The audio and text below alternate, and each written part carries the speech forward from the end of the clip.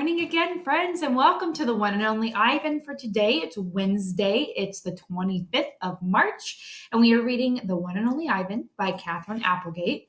I'm going to start on page 238 where we left off, and this chapter is called Training. Training. The woman leads Ruby to the box. She places an apple inside. Good girl, Ruby, she says kindly. Don't be afraid. Ruby inspects the box with her trunk. The woman makes a clicking sound with her little piece of metal she is holding in her hand. She gives Ruby a piece of carrot. Each time Ruby touches the box, she gets a click and a treat. Why is she making that clicking noise? I asked Bob. They do that to dogs all the time, Bob says. I can tell he doesn't approve. It's called clicker training. They want Ruby to associate the noise with the treat. When she does something they want, they make that noise. Great job, Ruby, the woman says. You're a quick study. After many clicks and carrots, she takes Ruby back to her cage.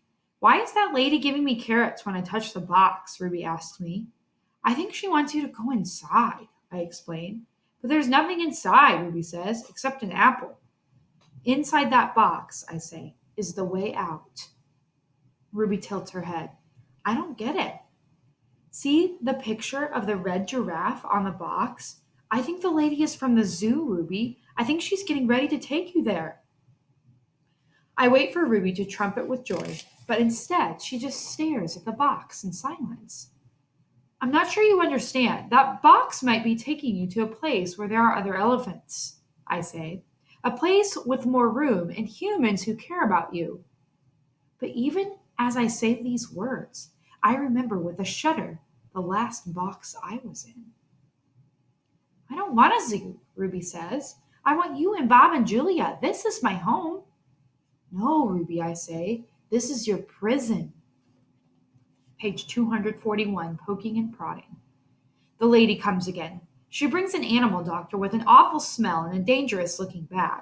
He spends an hour with Ruby, poking and prodding. He looks at her eyes, her feet, her trunk. When he's done with Ruby, he enters my cage. I wish I could hide under not tag like Bob. Instead, I do a nice loud chest beat, and after a moment, the doctor retreats. We're going to need to put this one under, he says. I'm not quite sure what he means, but I strut around my cage, feeling victorious anyway. No painting. No one asked me to paint today. No one asks Ruby to perform. There are no shows, no visitors, unless you count the protesters. Mac stays in his office all day. Page 243, more boxes. I wake up from a long morning nap. Bob is on my belly, but he isn't asleep. He's watching the ring where four men are placing a large metal box. It's me-sized. What's that? I ask, still blurry from sleep. Bob nuzzles my chin. I believe that box is for you, my friend. I'm not sure what he means. Me? They brought a bunch of boxes while you were sleeping. Looks to me like they're taking the whole lot of you, he says, casually licking a paw. Even Thelma. Taking? I repeat. Taking us where? Well, some to the zoo, probably. Others to an animal shelter where humans will try to find them homes. Bob shakes himself. So I guess all the good things must come to an end, huh? His voice is bright, but his eyes are far away and sad. I'm going to miss your stomach, big guy. Bob shuts his eyes. He makes an odd noise in his throat. But what about you? I ask. I can't tell if Bob's just pretending to sleep, but he doesn't answer. I gaze at the huge shadowy box, and suddenly I understand how Ruby feels. I don't want to go into that box. The last time I was in that box, my sister died. Page 245, goodbye. When George and Julia come that night, George doesn't get his mop or his broom. He gathers up his tools and belongings while Julia runs to my cage. This is my last night, Ivan, she says, and she presses her palms to my glass. Mac fired my dad. Tears slip down her cheek. But the zoo lady said maybe they'll have an opening there in a while, cleaning cages and stuff. I walk to the glass that separates us. I put my hand where Julia's is, palm to palm, finger to finger. My hand is bigger, but they're not so different. I'm going to miss you, Julia says, and Ruby and Bob. But this is a good thing, really it is. You deserve a different life. I stare into her dark eyes, and I wish I had words for her. Sniffling, she goes to Ruby's cage. Have a good life, Ruby, she says. Ruby makes a little rumbling sound. She puts her trunk between the bars and touches Julia's shoulder. Where is Bob anyway? Julia asks. She looks around under the tables in my cage by the trash can. Dad, she calls. Have you seen Bob? Bob? Nope, George says. Julia's brow wrinkles. What's going to happen to him, Dad? What if Max shuts down the whole mall? He says he's going to try to keep it open without the animals, George says. He stuffs his hands into his pockets. I'm worried about Bob too, but he's a survivor. You know what, Dad? Julia gets a gleam in her eye. Bob could live with us. Mom loves dogs. Mom loves dogs, and he could keep her company and Jules, I'm not even sure I have a job yet. I may not even be able to feed you, let alone some mutt. My dog walking money? Sorry, Jules. Julia nodded. I understand. She starts to leave, then runs back to my cage. I almost forgot. This is for you, Ivan. She slips a piece of paper into my cage. It's a drawing of Ruby and me. We're eating yogurt raisins. Ruby is playing with another baby elephant, and I'm holding hands with a lovely gorilla. She has red lips and a flower in her hair. I look, as I always do in Julia's pictures, like an elegant fellow, but something is different about this drawing. In this picture, I am smiling.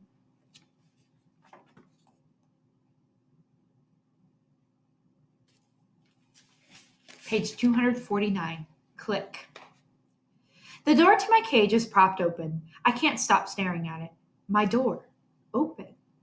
The giant box has been moved, and it's open too.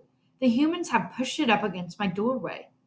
If I walk through the door, I enter their box. The zoo lady, whose name is Maya, is here again. Click, yogurt raisin. Click, tiny marshmallow. Click, ripe papaya. Click, apple slice.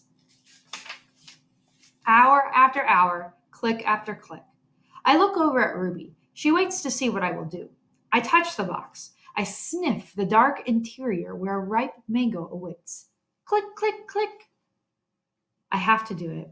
Ruby is watching me from between the bars of her cage, and this box is the way out. I step inside. Page 251, an idea. After I leave the box and step back into my cage, I get an idea, a good one. I tell Bob he can sneak into my box with me and live at the zoo. Have you forgotten? I'm a wild beast, Ivan, he says, sniffing the floor for crumbs. I am untamed, undaunted. Bob samples a piece of celery and spits it out. Besides, they'll notice. Humans are dumb, but they're not that dumb. Page 252, respect. Ivan, Ruby says, do you think the other elephants will like me? I think they'll love you, Ruby. You'll be a part of their family.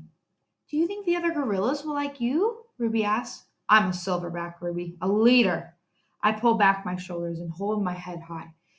They don't have to like me, they have to respect me. Even as I tell her this, I wonder if I can ever command their respect. I haven't had much practice being a real gorilla, much less a silverback. Do you think the other elephants will know any jokes? If they don't, I tell her, you can teach them. Ruby flaps her ears. She flicks her tail. You know what, Ivan? What? I ask. I think I'm going to go into the box tomorrow. I gaze at her fondly. I think that's a good idea, and I think Stella would have agreed. Do you think the other elephants will know how to play tag? I love tag. Me too, I say. And I think I think of my nimble sisters racing through the brush, always just out of my reach. Page 254, photo. Late at night, Mac opens my cage. The full moon falls on his sagging shoulders. He seems smaller somehow. Bob, instantly alert, leaps off my stomach and dives under Knot Tag. Don't bother hiding, dog, Mac says. I know you sleep in there. Mac settles onto my tire swing. Might as well stay one more night. Your buddy is leaving tomorrow. Tomorrow? My stomach drops. I'm not ready. I need more time. I haven't said my goodbyes. I haven't thought this through. Mac pulls a small photo out of his shirt pocket. It's me when I was young. Mac and I are in the front seat of his convertible. I'm wearing a baseball cap and eating an ice cream cone. I was a handsome lad, but I have to admit I look ridiculous, nothing like a real gorilla.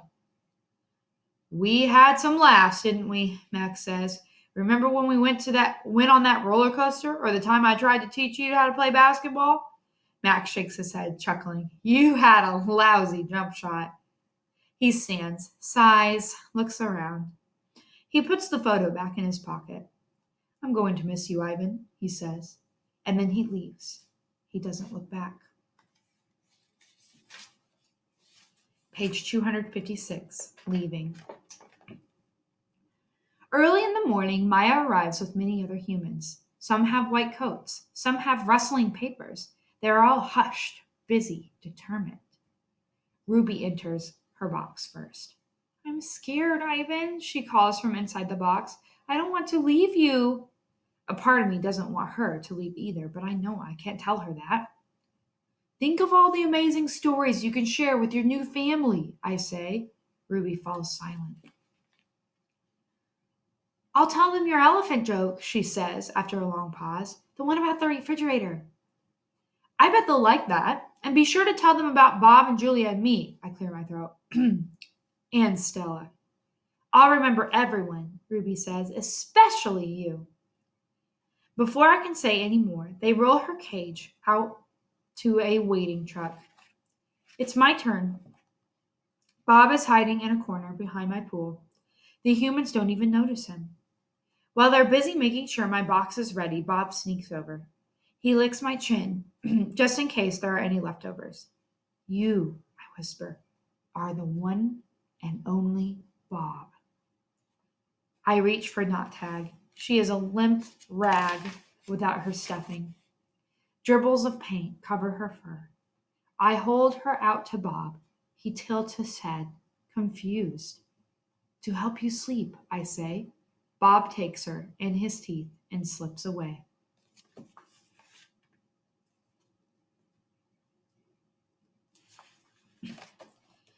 Page 259, Good Boy.